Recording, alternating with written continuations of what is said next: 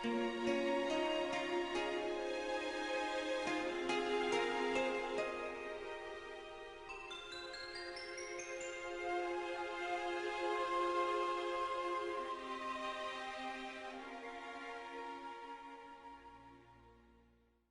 my mom lived in Indonesia up until she was in her early 20s.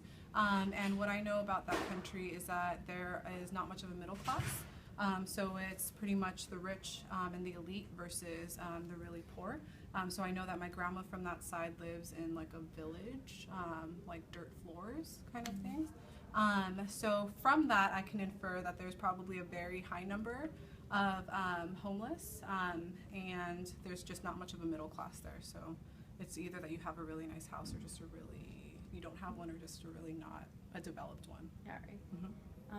So my parents migrated from Mexico at two different times. My dad in the early 70s, and then my mom in the 80s.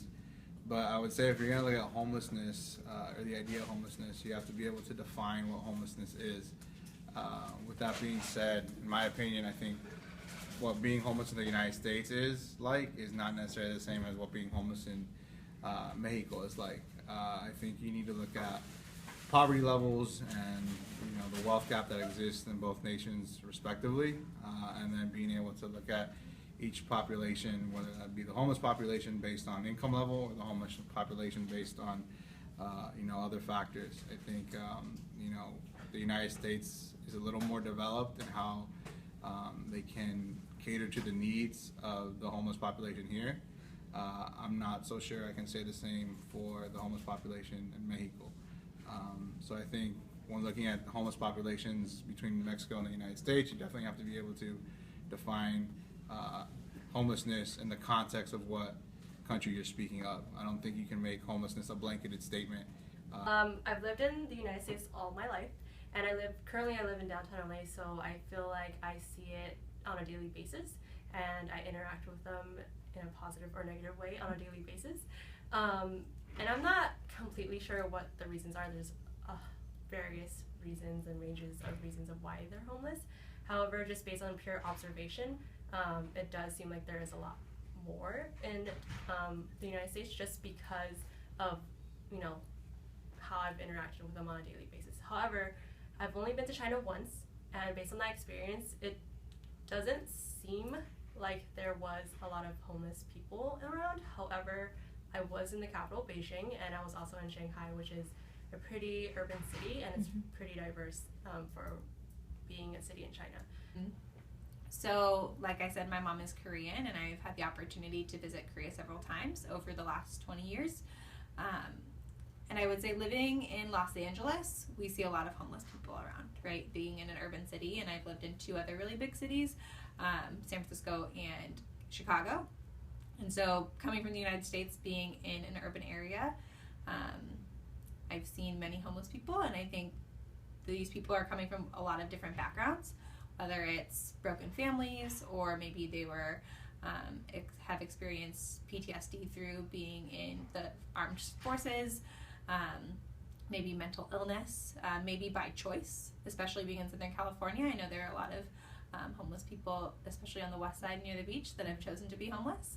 And then whereas in Korea, I feel like the difference is not really a choice. It's been a lot of shaming and shunning of different types of people, whether it's they have a disability or if they have a mental illness or their families are ashamed of them for some reason. I feel like there is a discrepancy a little bit between the Korean culture and the American culture in that way. Well, my dad is Japanese, and I actually do remember a story that he told me not too many years ago, where he was just kind of explaining the difference between just the homeless population in the U.S. versus Japan, in that people who are homeless in Japan pride themselves on just kind of like integrity and maintaining their integrity. And so you will often find that they keep very neat dwellings, and they will clean up after themselves. They'll often like pick up additional trash in like the park or wherever it is that they're staying. Whereas, at least from what I've seen in the areas I've lived, so Silver Lake and South LA, that homeless communities tend to have large buildups of debris and trash and waste just due to the lack of access to facilities and things like that. Immigration to me is just the change or going from one country to another, changing maybe your nationality, maybe not changing your nationality, but taking a move from one nation to another. And personally, my mother is an immigrant, and she came to the United States when she was 13. She was one of 5 girls in her family, and eventually all of them immigrated from South Korea to the United States.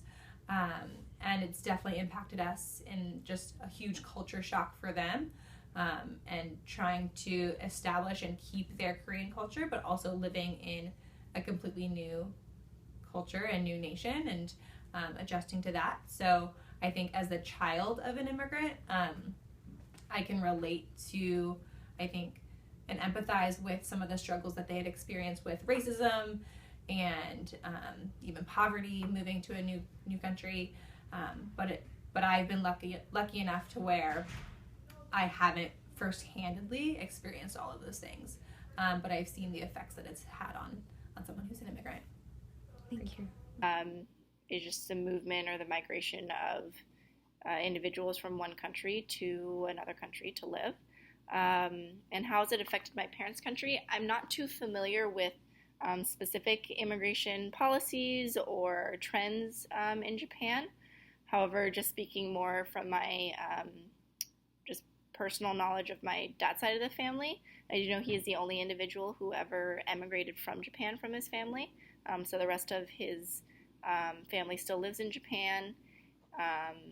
And my brother, actually, who's a U.S. citizen, has since emigrated from the U.S. to Japan. So he now currently lives. First generation U.S. citizen. So both my parents were from Mexico, and then I was born here in the States. I traveled a lot between Mexico and the United States as a kid, but I think the idea of immigration, it's really complex. I don't think you can define it in a single sentence or even a single paragraph.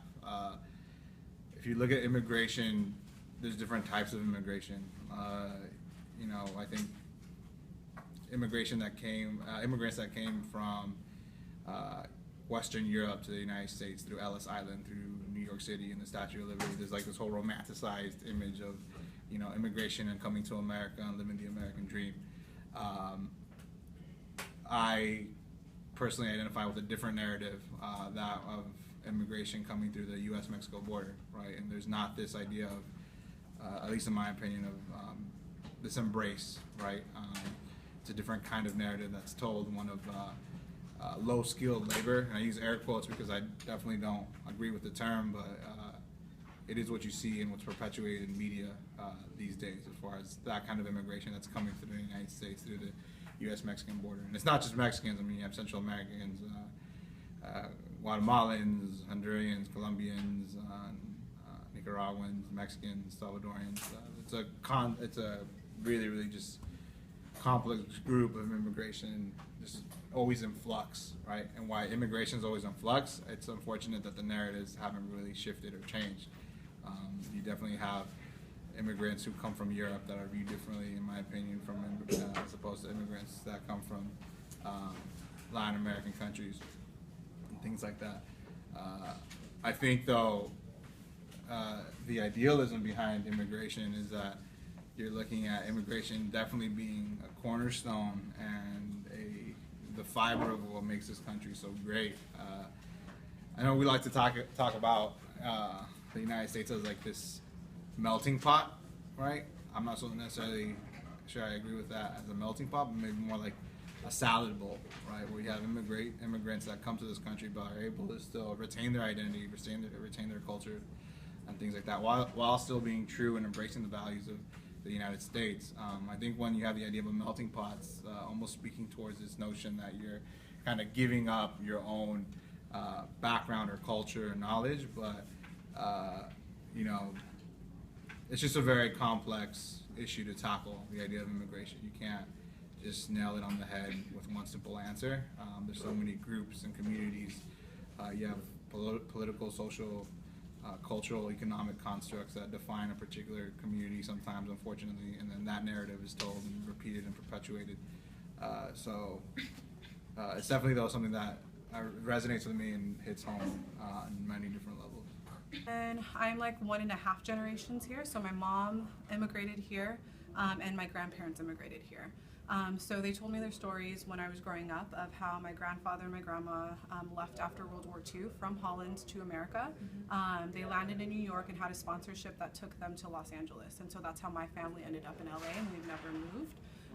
And so immigration to me is very close to me still, just because I know that my mom is a direct immigrant from Indonesia, and then my grandparents are direct immigrants from Holland. So I'm reminded of that a lot, and I know that my grandfather came here seeking better opportunity for his son, who's my uncle, and then my dad was the first person that was born here.